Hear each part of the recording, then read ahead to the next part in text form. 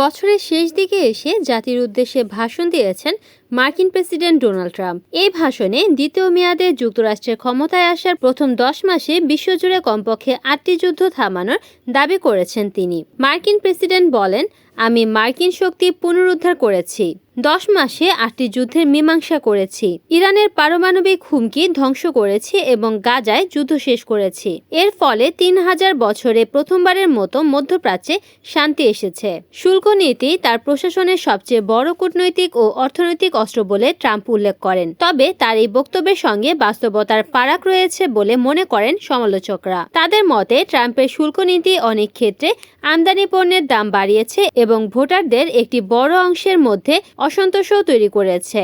ভাষণে ট্রাম্প বলেন, এরই মধ্যে যুক্তরাষ্ট্র রেকর্ড $18 ট্রিলিয়ন বিনিয়োগ নিশ্চিত করেছে, যার অর্থ নতুন চাকরি, বেতন বৃদ্ধি, প্রবৃদ্ধি, কারখানা চালু এবং বৃহত্তর জাতীয় নিরাপত্তা শক্তিশালী হওয়া। এই সাফল্যের বেশিরভাগই অর্জিত হয়েছে শুল্কের মাধ্যমে।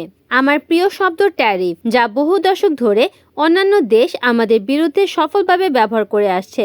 এছাড়া অবৈধ অভিবাসীদের মোকাবিলায় কঠোর নীতি গ্রহণের জন্য প্রশাসনকে কৃতিত্ব দেন ট্রাম্প। বলেন, দ্বিতীয় মেয়াদে এখন কোনো অবৈধ অভিবাসীকে মার্কিন যুক্তরাষ্ট্রে প্রবেশের অনুমতি দেওয়া হয়নি। ভাষণে ট্রাম্প মার্কিন সেনাদের জন্য এককালীন $1776 ভাতা দেওয়ার ঘোষণাও দেন।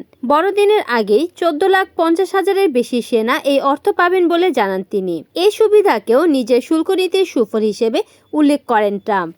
Desk news, NNTV।